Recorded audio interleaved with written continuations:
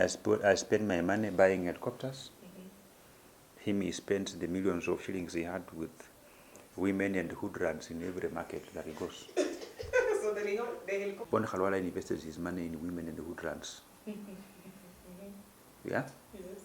So, people have got different investment attitudes. Why Cleophas Malala is not the governor of Kakamega is because the money was given to fund his campaigns. He took the money to the bank. He embezzled a part of it with just women and alcohol around Kakamega and Kisumu town. The rest of the money, the change which he remained with, he went and built a house for himself in Makunga or somewhere thereabout, in Buchocho. Yes. So I agree with those people who say you reap where you have invested, Yes. you harvest what you planted. When Fernandez Barasa was harvesting and reaping what he had invested in his campaigns to run for governor of Kakamega, and when he was harvesting, the Bamba harvest for him was being sworn in as governor of Kakamega, Cleophas Malala harvested his house, where he had invested the campaign money that we had given him to build his house. Speaking away from these leaders who come, speaking very good English, behaving like motivational speakers, fashioning their speeches along fantasy and theoretical stories that do not resonate well with the people. And it's drifting towards individuals like Didmus Barasa, like Peter Salasia, like Mike Mbuvi Songo, people who fashion their way of doing things to that specific situation that is burdening a local mwananchi. You know? Yes. The local mwananchis are being burdened by very small things. They are not being burdened by these very huge stadiums. You know, you may go even to an area where people don't require a huge market because it's an open air market. They all require cabro and wash facilities where they can parade their wares and sell their things. You know, that is exactly why Kamala Harris lost the American elections to Donald Trump. While Kamala Harris appeared an national figure, an international leader, speaking about international policies that will unify the whole world, Donald Trump had done a little bit of research to understand that the problem for American people is lack of unemployment because the people who have dominated the employment opportunities are foreigners from different parts of the country, and the guy just refuses to be walked into those long debates that are very exhausting into just making one statement. When you elect me as your president, all those foreigners, I'll put them to the next plane, back to their country, and the America will be back for Americans, the jobs will be available. I am going to close and stop the money that American has been wasting in USAID and supporting very many activities, lesbian activities, LGBTQ. That money will be closed and will be available for the American people, and he won. So Kenya as a country from where we are today,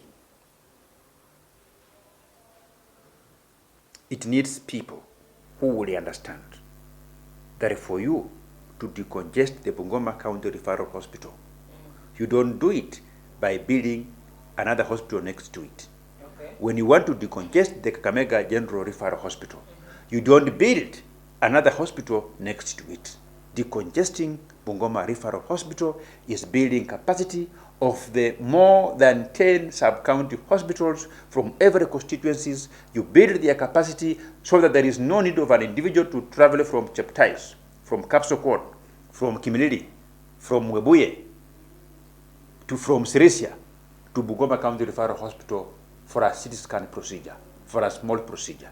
When you want to decongest the Kakamega County Referral Hospital, is not to build another hospital next to it that is a shell and that has gobbled billions of shillings, but you require to build the capacity of a hospital in Lukuyani, in Lugari, in Malava, in Shinyalu, in Ukolomani, in Mumias, in Butere, so that there is no need for a person to walk from Mumias, from Lukuyani, from Huisero to Kakamega for a simple medical procedure, which they can just do it from the sub-county referral hospital that is next near to their home. Kenya of today, the voters of Bungoma, the voters of Kakamega, the voters of Kenya are looking for a man that thinks along my line. Speaking about the leaders of Kakamega, I want you to talk to us about Honorable Cleophas Malala, because he was our party leader. He was your party leader of UDA, and later on he was removed from there. We also recently we had problems about the Butere girls and Cleophas Malala. What can you tell us about that? You know, Malala is my friend, and for your information, I'm his elder brother. When he was in Form 4 at the French School Camp Singer in Kimilili, Yes. I had already finished Form 4. So he's a young man that if we were born by same mother, he will be my follower. Okay. Because I think I'm 2 years older than him. He only has one problem, which I think I have spoken with him on very many times. Yes. He has a passion to serve his people, but at times he impairs his own commitment.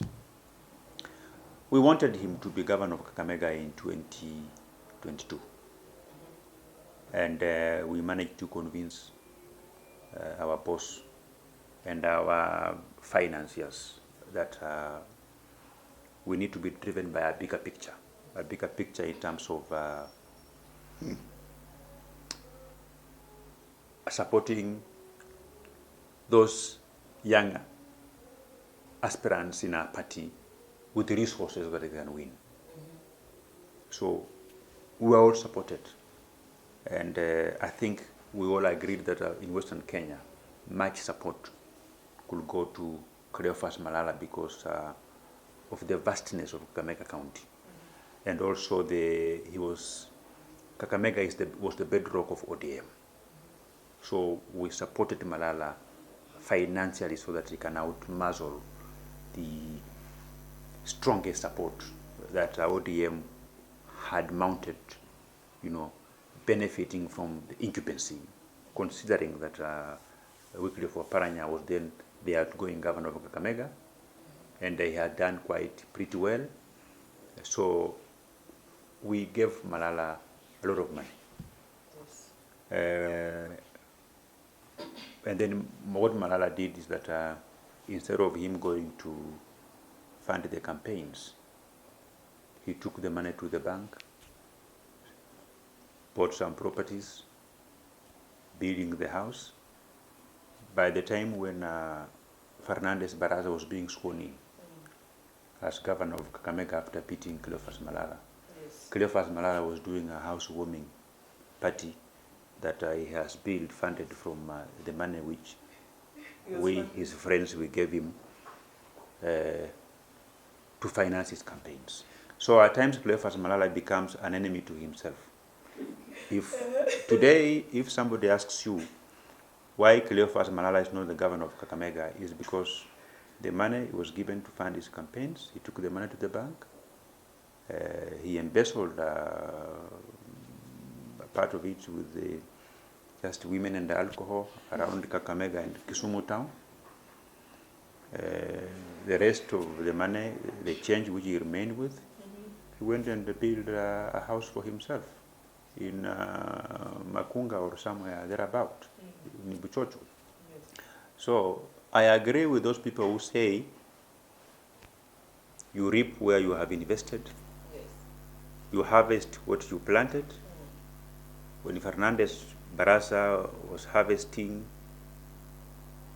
and reaping what he had invested in his campaigns to run for governor of Kakamega, and when he was harvesting, the bumper harvest for him was being sworn in as governor of Kakamega, Cleophas Malala harvested his house, where he had invested the campaign money that we had given him to build his house. Speaking of the Western leaders, still on Cleophas Malala and Fernandez Barasa, let's speak of Fernandez Barasa. Fernandez Barasa is not that popular. It's not that, he's the governor, yes, but it's not that, we don't see anything he's doing here. He's not that strong. What can you say about that? Is he a performing governor of Kakamega? It's not like Oparanya, the way we used to hear Oparanya everywhere. We don't hear about Fernandez Barasa. I don't know much about Kakamega's developmental record of Barasa because, number one, I don't live in Kakamega. Yes. I have been in Kakamega maybe twice from the time Fernandez Barasa was elected. I have not done any meeting with the many people of Kakamega in terms of getting feedback on whether he's delivering or not. But what I can tell you is that you cannot compare the politics of Fernandez Barasa with the Wycliffe Oparanya. Wycliffe Oparanya is a bit loud and noisy. Yes. Fernandez Barasa by nature is calm, composed, calculative. So you can't compare the two personalities. So I can't really comment about the developmental record of Fernandez Barasa. But what I can only amplify to be a good thing about him, because I see, is that I think 85% of the leaders of Kakamega, they are very united. They are very united. Very united. Including Bonny Khalwale inside. No, I've said 85%. So Khalwale is part of the 15%. and I think you should never take what Khalwale says with any seriousness. You know, the other day he was accusing me of buying a helicopter. I saw him speak about me on the floor of the Senate, that the reason why the Gen Z are protesting is because of opulence that is displayed by our leaders. And they say there is my younger brother from Bungoma who has bought a helicopter. And he thought that is a very big thing. That is something that you can only achieve if you've stolen money, if you are corrupt. So how much was your helicopter? Before I come to that, you know, I have never held a ministerial position. I have never been an accounting officer in this country in terms of controlling millions of shillings, if not billions, as a signatory. Where you can now say that I have used my position as an accounting officer to sign and divert some money to myself. You know, you've come to my office, you've seen the way it is. I'm a businessman. I am not just a political parrot. When I'm campaigning in Bungoma, from Thursday to Monday, from Tuesday to Wednesday, I am here, looking at how the people that I've hired and put in position, they are running my businesses. You've seen, I'm a successful businessman. And the amount of money that I spent in buying that helicopter, which again is also bringing me money because it is part of charter planes, you know. at Wilson Airport that Yes. brings me an income. The amount of money that I spent buying that helicopter, if Bonny Khalwale was to buy helicopters Yes. from the time he became, from the time he was a doctor, Yes. like to today as the government whip in the Senate, he will have bought 10 of similar helicopters. The only difference that me, I spent my money buying helicopters. Him, he spent the millions of shillings he had with women and hoodrans in every market that he goes. So the helicopter was 10 billion. You know, having a woman, one woman, is a project. It is true. It's an investment. If you have 5 with several concubines from different towns, you spend too much money. It is true. If Bonny Khalwale was to invest, I invested my money in buying a helicopter. Bonny Khalwale invested his money in women and hoodrans. Yeah? Yes. So, people have got different investment attitudes. Yeah? Some are building high-rise buildings, others are buying land, yeah? Others are putting their money in money markets. You know, we all came in Nairobi to look for money, not for something else. They have been in your Bungoma house in Kimilili. It's very beautiful. Yeah, Congratulations. I came in Nairobi to look for money. I am a role model to very many young people in Kenya. You know, and like I told you, I write books, and I define structures that young people would follow. Okay. You don't have to be... You have the copies of the books here? No, the books, I write them by deeds. I write them by doing. I don't write them by literal writing. Oh, you don't write them in the I don't write them by writing. Put them down in paper. I don't put them down in paper. Yeah? I provide development blueprints for very many young people to learn from me, not by literally writing them, Oh, okay. by practicing and doing. You got the point? You don't have to. I am simply telling very many young people of our country that if you are financially disciplined and you know what you want, you don't have to buy a helicopter only when you are at the age of 60. You can still buy at the age of 20, It is true. 25. It is true. So I'm telling the young people of our country to stop these illusions and these crybaby attitudes about oh, Suji, what and what. They should sit down, decide what they want, and go out and look for it. With 30,000 shillings, you will open a company. You grow a company. Yeah? You grow a company slowly by slowly. We have a lot of business potential, not only in Kenya or in the region, but across the world. You know, and do you know that as a member of parliament, because of the followers who follow me in this country and across the world, even on my Twitter handle, I have about 700,000 followers. Anything I post on my Twitter here, it attracts impressions of 10 million. Yes. 10 million. Yeah. I have my card, which I've not been using for a very long period of time, that I had linked it to my Twitter handle. I went to check on my card there. I saw there still too much money that Twitter pays me. So no, they pay me for doing nothing, because my phone, my Twitter handle, I use it to communicate the development that we are doing in my constituency. Yeah, my engagement with the people, so that the people who elected me can be able to audit what I am doing for them, especially those who are not at home.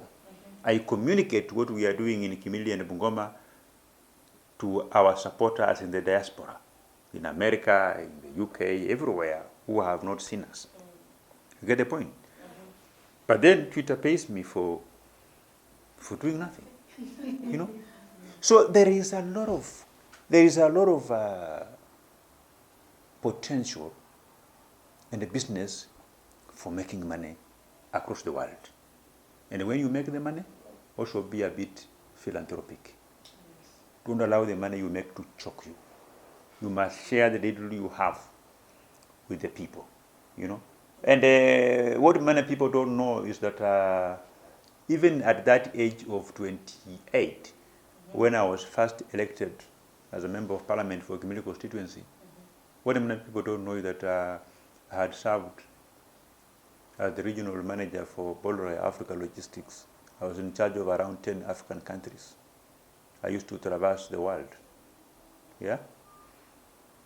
The geographical East Africa for Bolore Africa Logistics is not limited to the administrative boundaries of East African community. Yeah? It runs from South Africa, Ethiopia, Djibouti. So many people think that you just came from the I didn't. I didn't.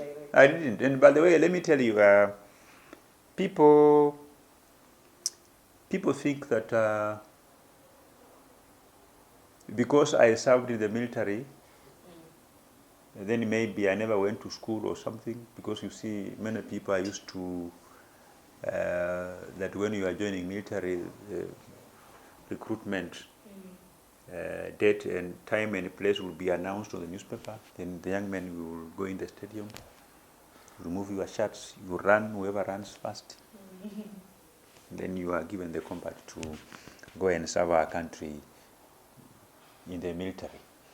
Do you know, I am one of the most educated members of parliament in our country, in our current parliament. Really? Absolutely. I have said I'm one of the most educated, meaning I'm not the only one. Okay. Yeah, meaning the number of the most educated ones, if they are 10, I'm one of them. Oh, okay.